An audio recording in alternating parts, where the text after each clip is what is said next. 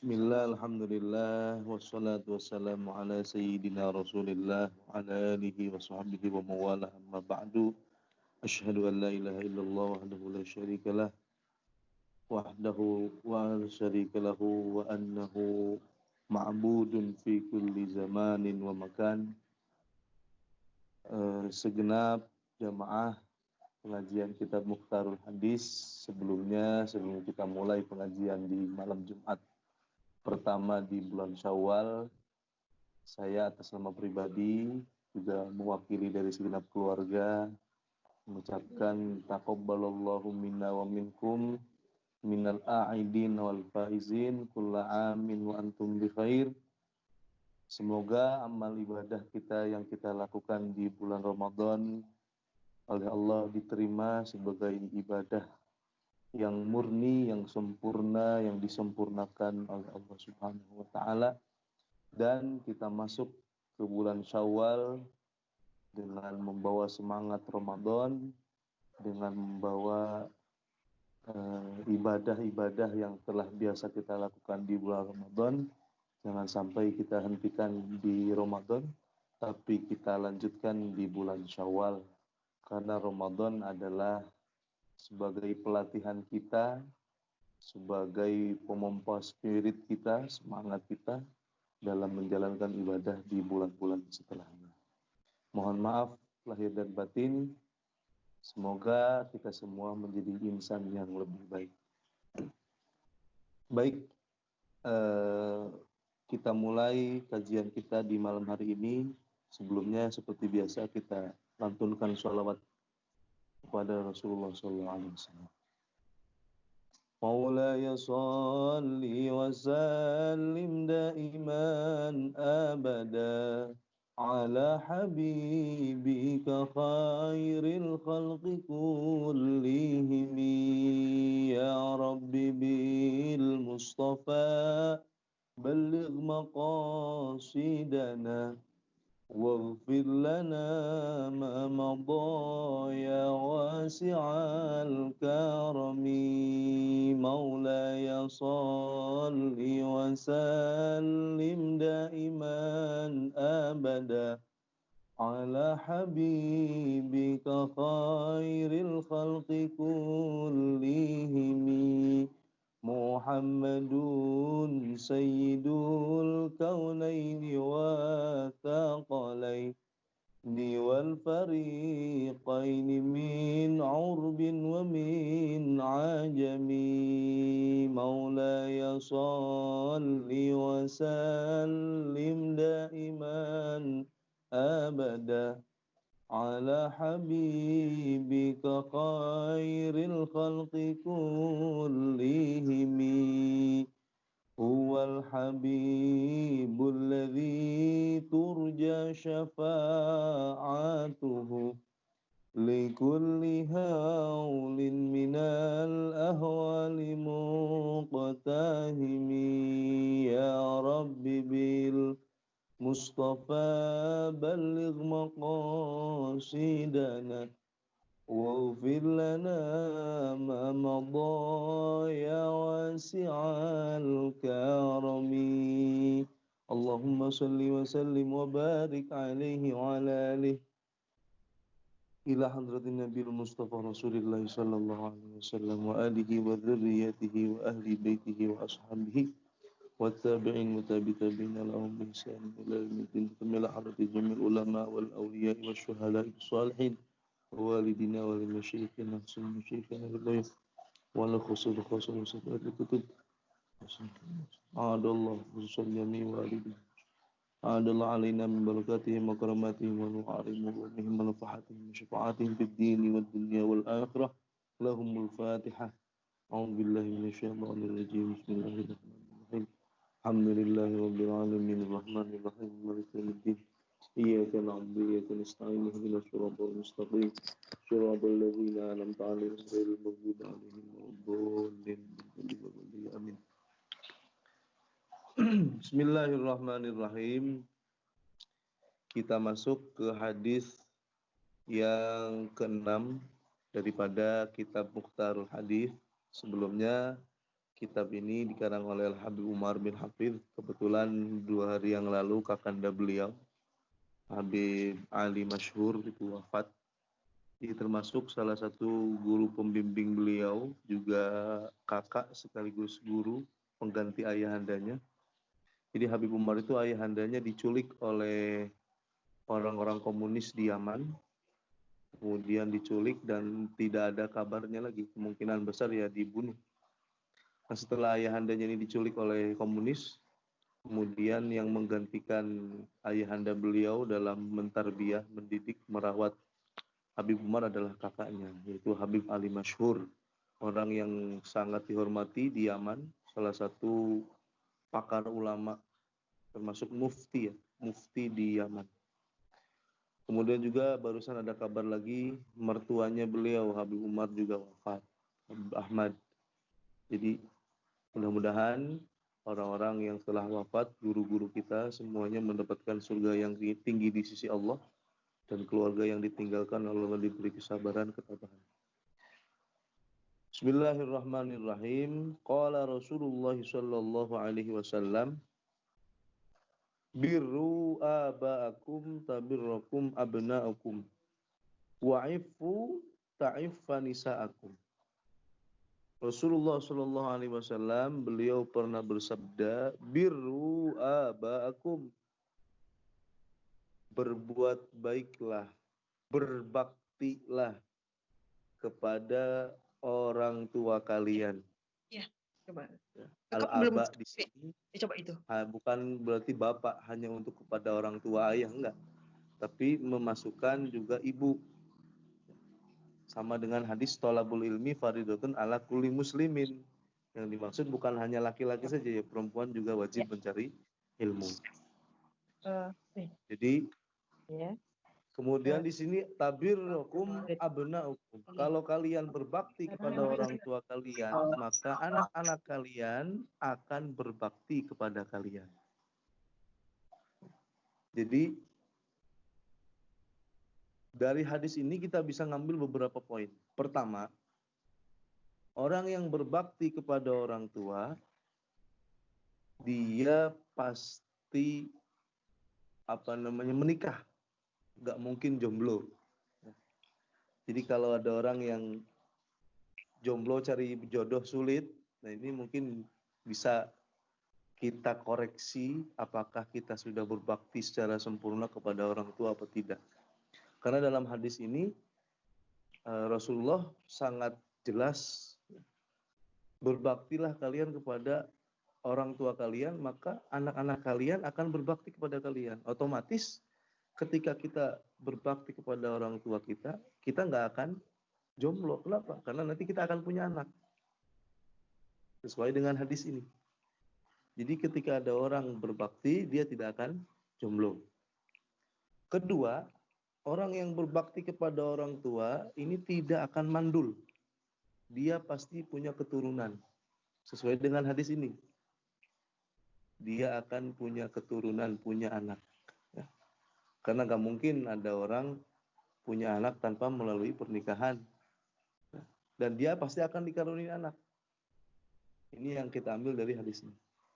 Yang ketiga, dari hadis ini kita bisa ambil kesimpulan bahwa umurnya dia akan panjang. Ya.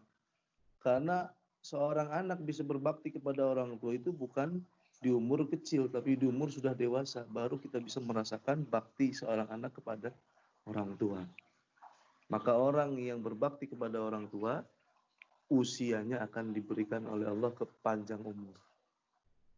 Yang keempat, orang yang berbakti kepada orang tua, dia nanti akan mempunyai anak yang soleh, anak yang berbakti.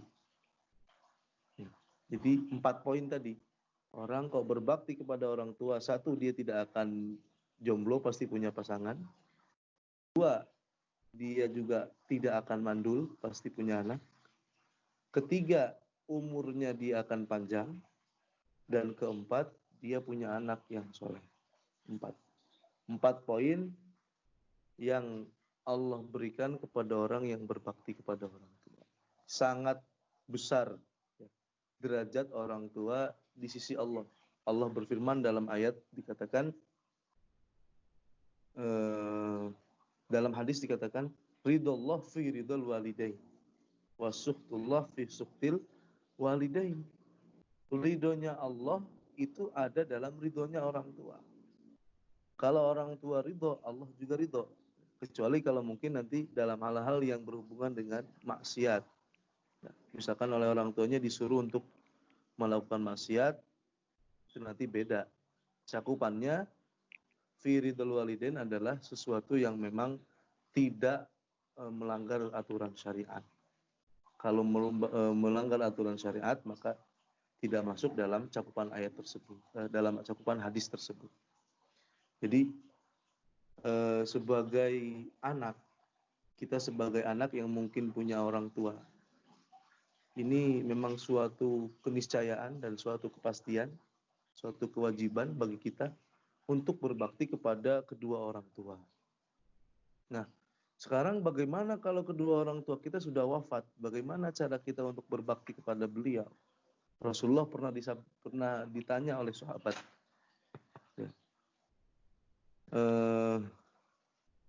Waqala Malik bin Rabi'ah, ada seorang sahabat namanya Malik bin Rabi'ah. Beliau pernah bersama dengan Rasulullah. Bainama nahnu inda Rasulillah. Ketika kami duduk-duduk bersama dengan Rasulullah dalam suatu majelis, Idja'a rajulun min Bani Salamah. Datang seorang laki-laki dari Bani Salamah. Kemudian faqala ya Rasulullah, hal baqiya alayya man barra abawai syai'a barrahuma bihi ba'da wafatihima. Hal baqiya ala man barra abawai syai'un abarruhuma bihi ba'da wafatihima. Apakah ada sesuatu amalan yang masih bisa kami lakukan setelah orang tua kami wafat? Apakah kami bisa berbakti, masih bisa berkhidmah, ya, masih bisa meladeni kedua orang tua kalau sudah wafat, bagaimana caranya? Faqala na'am, oh iya betul, bisa, kata Rasulullah. As-salatu alaihima wal istighfaru lahuma wa infadhu ahdihima wa ikramu sadiqihima. Cara pertama untuk kita berbakti kepada orang tua yang sudah wafat adalah dengan mendoakannya. As-salatu alaihima, mendoakan keduanya. Jadi sholat ini cakupannya luas, bukan hanya sholat berarti kita menyolati saja, enggak. Yang dimaksud dengan as-salatu alaihima di sini adalah kita mendoakan kedua orang tua yang sudah wafat. Kalau kita sudah diajarkan oleh orang-orang dulu, ada istilah tahlilan, ada istilah doa 7 hari, 40 hari, 100 hari, ada haul. Itu semua adalah salah satu bentuk kita, cara kita untuk berbakti kepada orang tua lewat doa. Yang kedua, wal istighfaru alaihima, memohonkan ampun kepada Allah. Ini dua-duanya tercakup juga dalam doa yang biasa kita baca. Rabbil firli wali walidayya warhamhuma kama rabbayani shaghira. Di sebagian ulama ada yang mengatakan kalau ingin sukses, ya, jangan sampai kita tinggalkan mendoakan kedua orang tua setelah sholat. Dibaca itu Rabbil firli wali walidayya 5 kali setelah sholat. Rabbil firli wali walidayya warhamhuma kama rabbayani shaghira. Rabbil firli wali walidayya warhamhuma kama rabbayani shaghira. Ini dibaca 5 kali setelah sholat. Insya Allah apapun yang kita lalui akan diberi kemudahan oleh Allah, karena kita sudah mau mendoakan, membacakan istighfar, ya, menyambung doa kepada orang tua yang sudah wafat. Kemudian Rasulullah menjawab, yang ketiga selain kita beristighfar juga infadhu ahdihima. Kita mensukseskan apa yang menjadi cita-cita orang tua kita, apa yang menjadi perjanjian, punya keinginan, punya janji, punya wasiat. Nah, kita laksanakan semua apa yang diwasiatkan oleh beliau. Misalkan ya berupa dengan harta ataupun berhubungan dengan aset. Saya misalkan ingin wasiat, ini yang 1/3 harta saya untuk anak yatim misalkan. Ini kita harus laksanakan wasiat tersebut, maka tergolong daripada orang-orang yang berbakti kepada orang tua. Pun juga ketika orang tua punya cita-cita, misalkan saya punya cita-cita ingin membangun masjid, belum selesai keburu meninggal, kita teruskan itu cita-cita orang tua, maka termasuk daripada birrul walidain atau berbakti kepada kedua orang tua. Kemudian Rasulullah jawaban selanjutnya wa ikramu shadiqihima.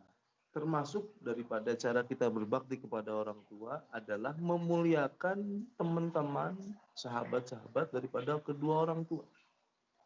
Orang tua kita pasti mempunyai sahabat dekat.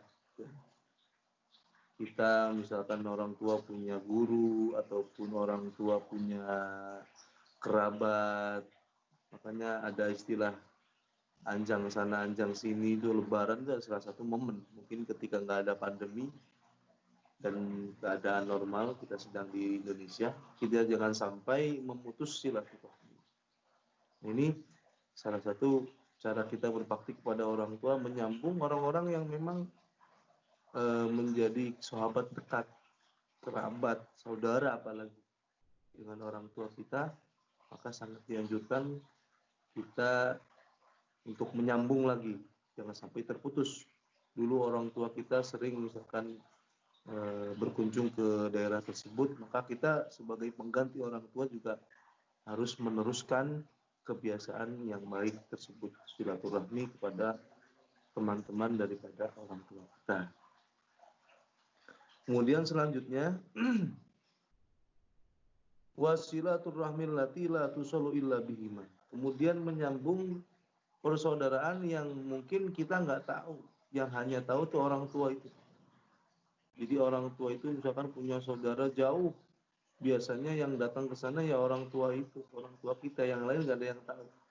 Nah, kita telusuri saudara-saudara tersebut sebagai bentuk bakti kita kepada orang tua, agar kita menjadi anak yang berbakti kepada orang tua. Itu salah satu hal-hal yang penting kita lakukan agar kita menjadi orang yang berbakti kepada orang tua walaupun kedua orang tua kita sudah wafat. Kemudian waqala inna min abaril bir ayyamil rajul ahlahu dabihi ba'da ayyul ab. Hadis yang lain yang menguatkan tentang keterangan tadi, termasuk daripada berbakti yang sangat baik,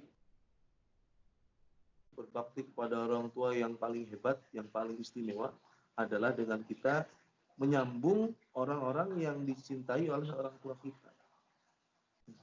Mungkin saudaranya, ya nisbatnya kita berarti paman kita, bibi kita, sepupu-sepupunya orang tua dan lain sebagainya. Itu kita datangi, kita silaturahmi. Kemudian yang harus didahulukan yang mana? Ketika kita ingin berbakti kepada orang tua, yang didahulukan kalau memang keadaannya tidak darurat ya. Kalau keadaannya tidak darurat, kita dahulukan ibu. Karena pernah ada sahabat yang datang kepada Rasulullah, ya Rasulullah, saya ingin berbakti kepada orang tua. Kemudian mana yang harus saya dahulukan? Kemudian dijawab oleh Rasul, ibumu. Kemudian siapa lagi ya Rasul? Ibumu. Siapa lagi ya Rasul? Ibumu. Jadi ibu disebut 3 kali, baru ayahmu. Sebagian orang ada yang menafsirkan dengan salah tafsir. Oh berarti 1 bapak 3 ibu. Itu tafsiran guyonan. Cuman yang jelas di sini menunjukkan bahwa derajat seorang ibu ini lebih tinggi daripada ayah. Ini ada suatu cerita gitu. Nabi Musa itu melawan Fir'aun bertahun-tahun, beliau belum pernah bisa mengalahkan. Fir'aun jaya tetap beberapa tahun berdakwah tidak sukses, ingin melawan Fir'aun juga sulit. Tapi akhir-akhir kemudian Fir'aun bisa dikalahkan oleh Nabi Musa sampai Fir'aun bisa tenggelam di laut. Ternyata ada salah satu rahasia yang banyak orang tidak tahu. Fir'aun itu ketika ibunya masih hidup, dia berbakti sekali kepada ibunya. Semua keperluan ibunya dia penuhi, semua keinginannya, semua apa yang menjadi hajatnya. Disuruh apa aja mau. Nah, ketika ibunya wafat, tidak ada yang dia bisa berbakti, gak bisa dia minta doa, minta nasihat. Semenjak itulah kekuatan Fir'aun mulai melemah dan akhirnya bisa dikalahkan oleh Nabi Musa. Ini salah satu keistimewaan, keajaiban seorang ibu. Di ibu itu sangat besar sekali kedudukannya di sisi Allah. Karena ibu mungkin ya itu, ibu sudah mengandung 9 bulan, kemudian setelah Wafisaluhu fi amaini, disusui ada yang sampai 2 tahun. Belum sampai situ saja, mungkin setiap hari ganti popok, cucikan bajunya, kemudian belikan ASI-nya, kalau panas ibunya nggak tidur. Jadi pengorbanan ibu ini nggak akan bisa kita bayar. Makanya Rasulullah sangat mendahulukan yang namanya ibu. Katakan di sini, da'watul walidah asra'u ijabah. Doa seorang ibu ini sangat cepat diijabah oleh Allah. Ini hadis Rasulullah. Da'watul walidah asra'u ijabatan. Doa seorang ibu sangat cepat sekali untuk diijabah. Kemudian ada sahabat tanya, walima dzalik? Kenapa kau bisa seperti itu ya Rasulullah? Rasulullah mengatakan, hiya arhamu minal ab. Wa da'watur rahm la taskutu. Karena yang namanya ibu ini kasih sayangnya lebih dari bapak. Dan doa yang tulus yang keluar daripada hati yang bersih, yang ikhlas, yang penuh dengan kasih sayang, ini akan cepat diijabah oleh Allah. Dan itu adalah hatinya ibu. Ibu itu sungguh luar biasa. Satu ibu bisa mampu untuk ngurus 15 anak.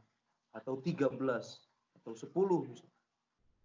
Tapi 15 anak belum tentu mampu untuk mengurus satu orang ibu. Banyak ini. Ya, saya mungkin sedikit cerita, ada beberapa orang yang saya kenal. Seorang ibu yang sudah tua. Punya anak 13. Kemudian sekarang tinggal sendirian. Anak-anaknya ada yang tinggal di mana, terpisah semua. Di rumah sendirian. Itulah pepatah betul mengatakan satu orang ibu bisa menjadi ayah dan bisa mengurus 10 anak. Tapi 10 anak belum tentu bisa mengurus satu orang ibu. Jadi mumpung ibu kita yang masih ada, jangan kita sia-siakan. Kemudian juga ada cerita Habib Salim Asyatiri, ini salah satu gurunya Habib Umar. Habib Salim Asyatiri itu pernah didatangi oleh seorang laki-laki yang ingin minta doa. Wahai Habib, saya minta doa. Semoga lancar usaha saya, urusan-urusan saya semuanya diberi kemudahan. Kemudian ditanya oleh beliau, kamu sudah minta doa sama ibu kamu? Kemudian dia bilang, belum Habib. Ya pulanglah, nggak usah kesini. Kamu minta doa sama ibu kamu, itu lebih istijabah, lebih mustajab daripada doa seorang wali. Karena ada keterangan mengatakan, da'watul ummi li beniha ka'da'wati nabiyyin li ummati. Doa seorang ibu kepada anaknya ini lebih mulia, lebih cepat diijabah daripada doa Nabi kepada umat. Sangat istimewanya seorang ibu, ya, sampai-sampai ada makalah seperti itu. Doanya seorang ibu ini lebih istimewa daripada doanya Nabi kepada umat. Kemudian dikatakan di sini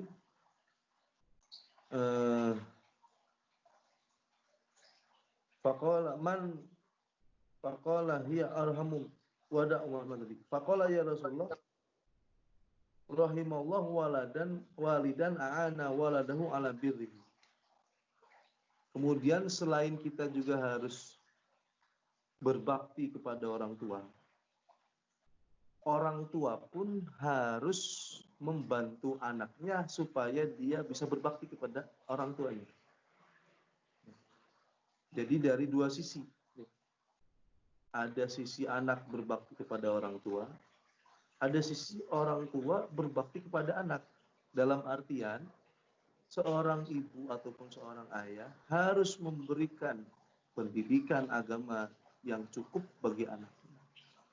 Jangan sampai anaknya tidak bisa wudu, tidak bisa sholat, belum bisa baca Al-Quran, tidak diajarkan. Nah, ini adalah salah satu penghalang nanti di akhirat. Jadi ada suatu cerita di kitab Usmuriyah dikatakan ada seorang anak, seorang laki-laki yang masuk surga. Awalnya dia mau masuk neraka, tapi dia jadi masuk surga. Dan ayahnya yang seharusnya masuk surga, dia malah masuk neraka. Kenapa bisa seperti itu? Ya karena wahai Allah, saya selama di dunia belum pernah diajarkan tuh sama orang tua. Sama orang tua juga nggak disuruh ngaji tuh saya. Akhirnya saya nggak tahu.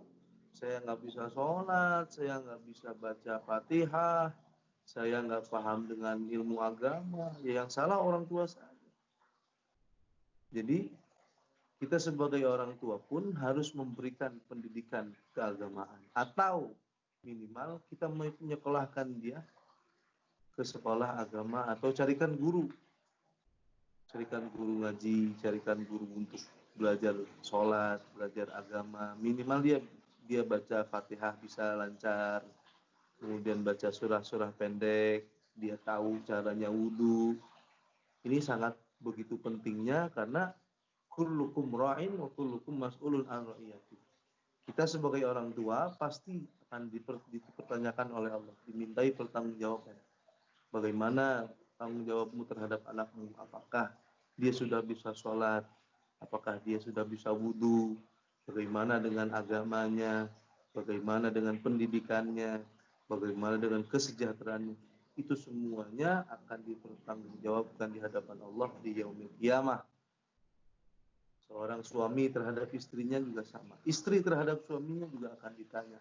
Bagaimana kamu menjaga harta suami, bagaimana suami memberikan nafkah, apakah sudah sesuai. Maka berbakti kepada orang tua adalah sangat penting dan juga orang tua harus membantu anaknya menjadi anak yang berbakti dengan memberikan pendidikan agama. Kemudian dikatakan di sini sawu baina auladikum fil atiyah. Salah satu yang diajarkan oleh Rasulullah. Kalau kamu ngasih kepada anak, maka harus kamu samakan. Harus adil. Adil di sini bukan berarti harus dikasih sama rata semua, enggak. Kalau dikasih satu ya kasih semua, cuman dengan taraf yang berbeda. Misalkan dia punya anak 3, yang satu kuliah, yang satu SMP, yang satu SD. Maka nanti pemberiannya kan beda. Mungkin yang kuliah dikasih lebih besar, 100.000 katakan. Sekolah SMP dikasih 50.000. Nanti yang sekolah SD ya dikasih secukupnya 5.000 atau berapa. Jadi sawu fil atiyah ini bukan berarti kok harus semuanya sama 100.000, yang kuliah, yang sanawiyah, yang SMP, yang SD sama semua, enggak. Tapi yang dimaksud dengan menyamakan yaitu penyamarataan dalam pemberian. Kalau satu dikasih, kasih semua.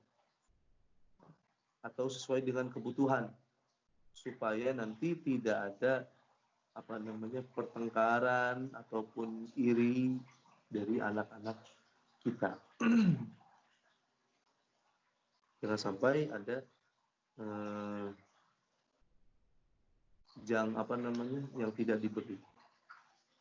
Pokoknya Rasulullah SAW min haqqil walad 'alal walid ayyuhsina adabahu wa yuhsina ismahu. Juga termasuk cara kita untuk menjadikan anak ini sebagai anak yang berbakti dengan kita memberikan pelajaran adab atau akhlak. Cara makan bagaimana, cara minum bagaimana. Ayo mau makan, ayo makan bareng, makan. Bagaimana caranya memegang piring, caranya memegang sendok, yang kanan yang mana, yang sebelah kiri yang mana, dahulukan dulu yang orang tua. Itu hal-hal kecil yang penting kadang kita lupakan. Duluan dulu kakak, ayo kakak duluan dulu makan. Setelah itu baru adik. Jadi kita tanamkan akhlak-akhlak terpuji. Mau masuk WC, ayo masuk dulu kaki kiri, masukkan. Baca doa dalam hati. Jadi hal-hal yang kecil seperti itu sangat penting. Karena ketika dimulai kecil kita sudah mulai biasakan, kita tanamkan, maka sampai tua pun tidak akan lupa. Ya. Mau makan jangan sambil berdiri, duduk deh. Minumnya juga sama, pakai tangan kanan, baca dulu bismillah. Ini hal-hal kecil yang sangat akan terpatri dalam hati. Saya dulu ketika TK, saya dulu pernah TK 0 besar, TK 0 kecil, juga di TPA, di MD, Madrasah Diniyah. Ini diajarkan hadis-hadis, kemudian doa-doa, bacaan-bacaan. Ini sampai sekarang sudah dewasa, tetap terpatri dalam hafalan, dalam ingatan. Karena sangat penting sekali, karena memori yang masih bersih, selain kita kasih pendidikan tentang dunia akademi yang berupa selain agama, kita juga harus memberikan pengajaran kepada mereka tentang agama. Karena sejatinya hakikatnya itulah yang menyelamatkan mereka. Jangan sampai mereka menjadi orang yang bahagia dunia saja, tapi kita lupa bahwa ada kebahagiaan yang lebih, yang menanti kita, yang lebih derajatnya, bobotnya lebih tinggi. Kita ajarkan akhlak.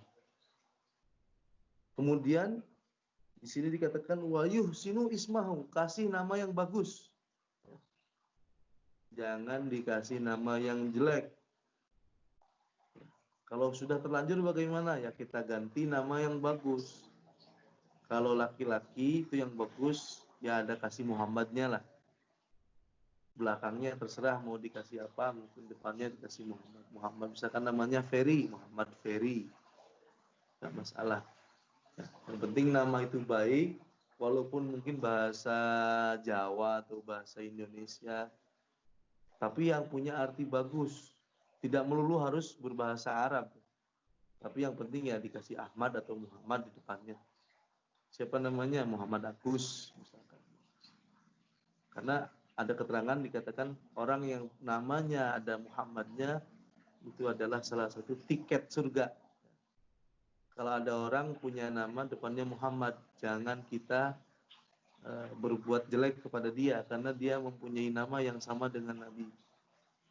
Salah satu keistimewaan orang yang punya nama Muhammad.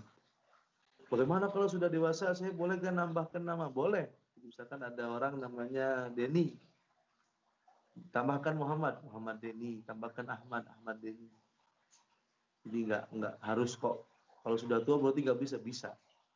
Ganti saja, nggak apa, ditambahkan.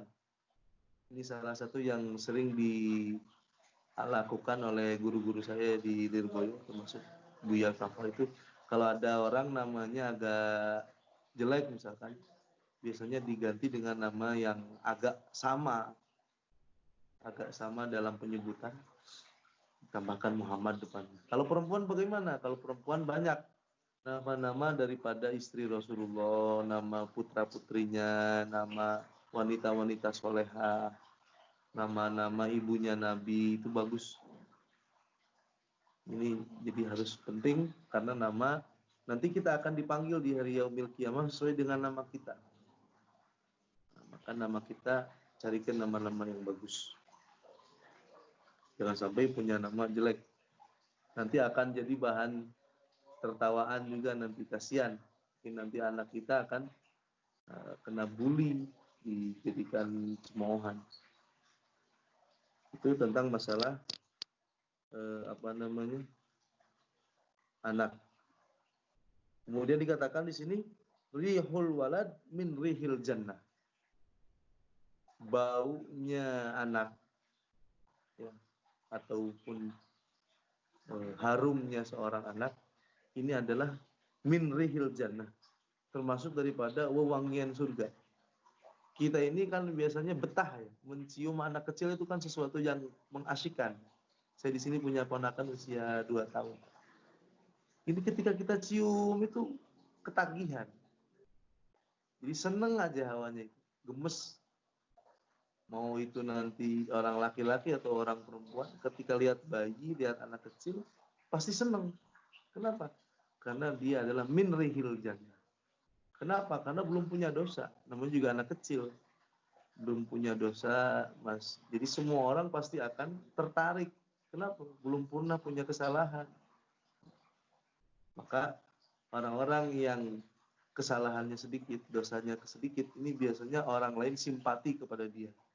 Kenapa? Karena dosanya sedikit, bersih. Seperti ikan itu pasti akan mencari air yang jernih. Nggak akan dia tinggal di kolam yang butek. Dia akan mencari sumber air yang jernih.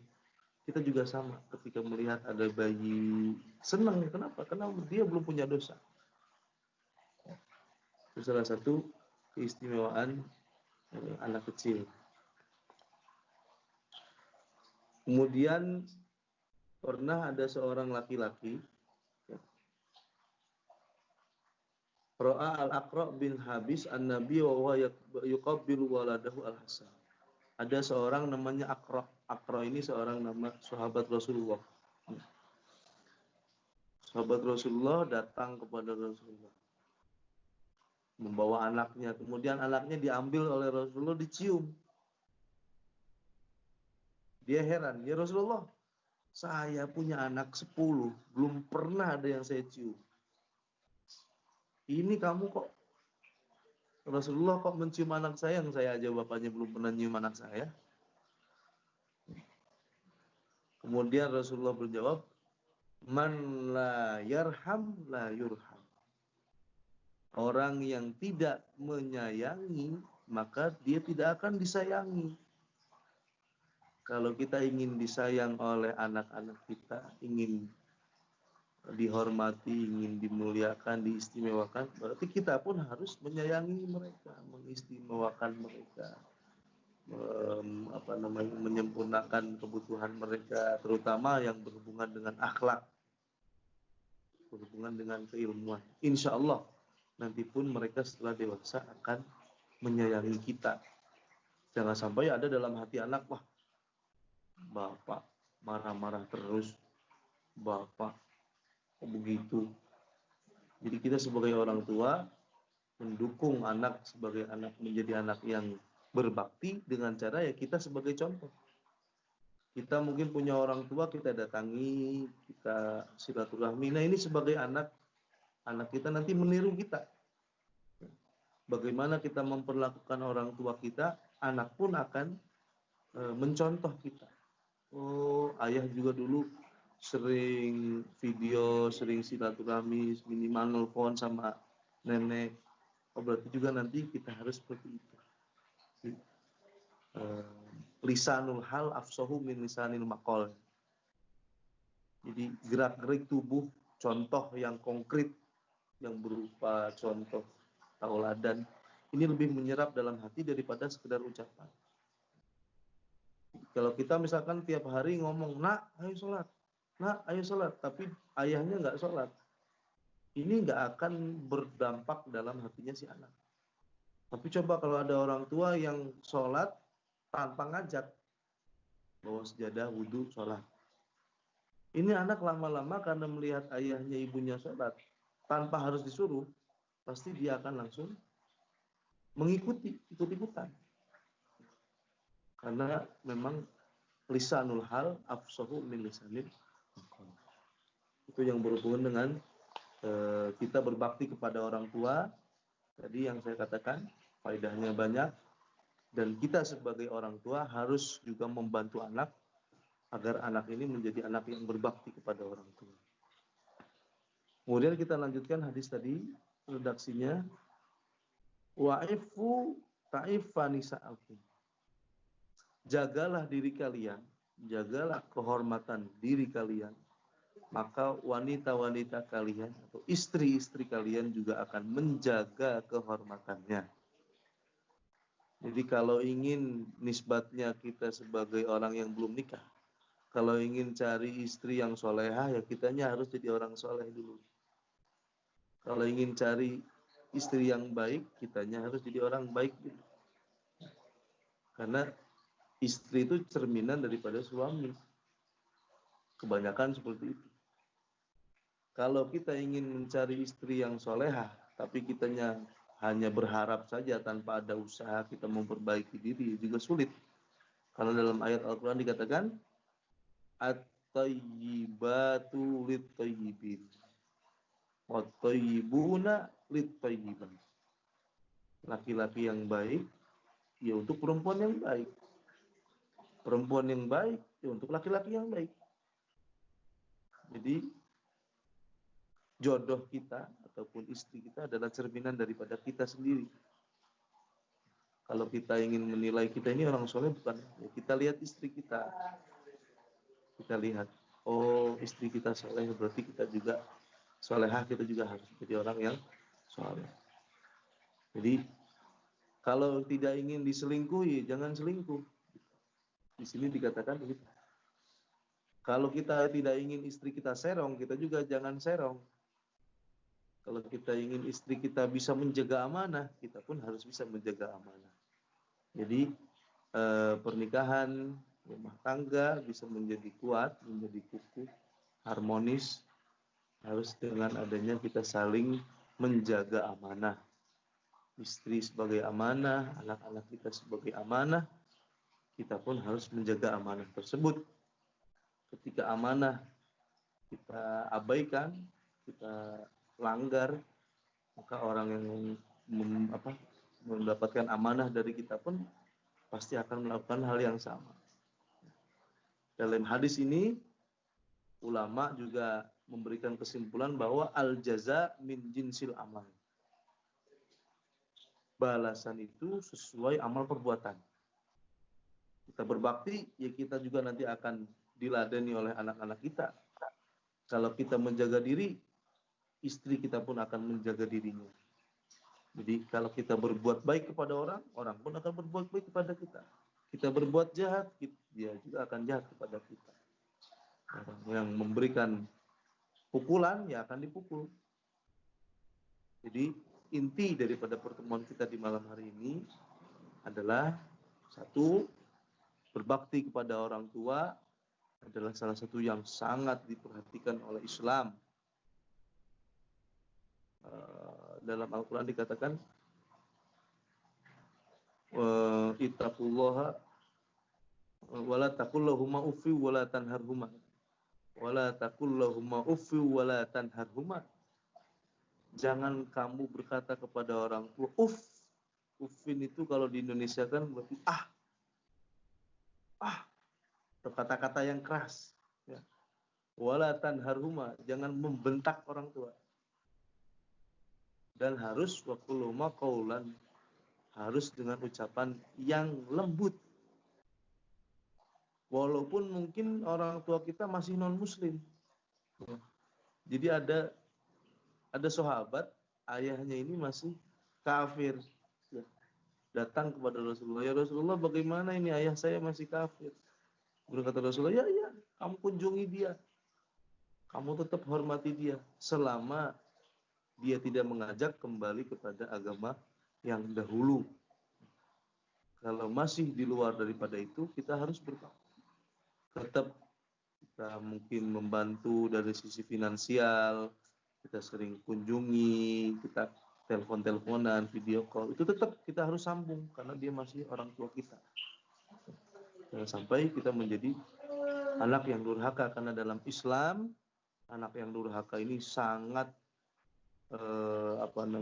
dikhawatirkan mendapatkan siksaan yang berat. Contohnya, dulu itu ada sahabat namanya Alqamah. Sahabat Alqamah itu awalnya dia orang yang berbakti kepada ibunya. Tiap hari bikinkan makanan, belikan roti. Dulu masih nimba air, punya kambing dia yang merah susunya, kasihkan kepada ibunya. Tapi semenjak dia menikah dengan istrinya, akhirnya ibunya keteteran. Ini sebagai pengingat kepada kita juga. Walaupun kita sudah berkeluarga, tetap kita masih punya beban untuk birrul walidain. Kalau yang suami, yang istri bagaimana? Tetap dia juga punya kewajiban birrul walidain, tapi harus izin dulu kepada suami. Ya kan, mau menengok suaminya sakit, ya harus izin. Mas, saya mau ke rumah ibu dulu lagi sakit. Oh iya, ayo. Dan suami pun jangan melarang kalau memang tidak ada hal-hal yang membahayakan. Malah kalau yang bagus, oh ibu sakit, ayo kita berangkat. Nah, jadi menantunya juga berbakti kepada mertuanya. Karena dalam hadis Rasulullah katakan, Aba hukum salasa. Orang tua kita ini ada 3. Man waladaka, man zawwajta bintahu, yang terakhir man allamaka. Yang pertama adalah ayah yang melahirkanmu, ayah ibu, berarti orang tua genetik. Ada man zawwajta bintahu, orang yang menikahkan kepadamu anaknya, mertua berarti. Yang ketiga adalah ayah yang mengajarkan ilmu kepadamu, yaitu guru. 3 ini adalah orang tua yang wajib kita hormati. Itu yang pertama. Kemudian yang kedua, dalam hadis ini juga Rasulullah mengajarkan kepada kita untuk menjadi orang yang afif, menjaga diri, menjaga kehormatan diri, kehormatan keluarga, kehormatan suami. Jangan sampai terjadi hal-hal yang bisa menimbulkan percekcokan atau lebih parah lagi perceraian. Jangan sampai, karena ketika terjadi perceraian, abghadul halal ilallah at-tolak. Memang tolak itu diperbolehkan, cuman sangat dibenci oleh Allah. Dikatakan dalam tafsir, ketika terjadi perceraian di muka bumi, maka arus bergetar. Arus bergetar ketika terjadi perceraian. Kemudian yang menjadi dampak negatif juga adalah ketika terjadi perceraian adalah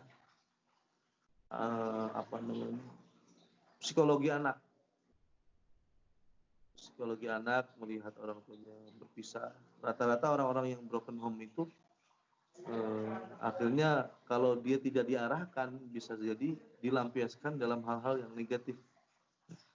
Dari sisi belajarnya mungkin bisa terganggu. Banyak teman-teman saya yang memang korban broken home itu akhirnya belajarnya jadi males, ibadahnya jadi semakin gak karu-karuan, dilampiaskan dalam hal-hal yang negatif. Jadi kita harus betul-betul menjaga jangan sampai terjadi perceraian tersebut. Kemudian yang terakhir, yang ketiga adalah al-jaza min jinsil amal. Apa yang kita tanam itu yang akan kita panen. Apa yang kita semai itu yang akan kita petik hasilnya. Kita menanam kebaikan, maka kita akan memanen kebaikan. Sebaliknya, jika kita menanam kejelekan, maka yang akan kita petik adalah juga kejelekan. Sekian, mungkin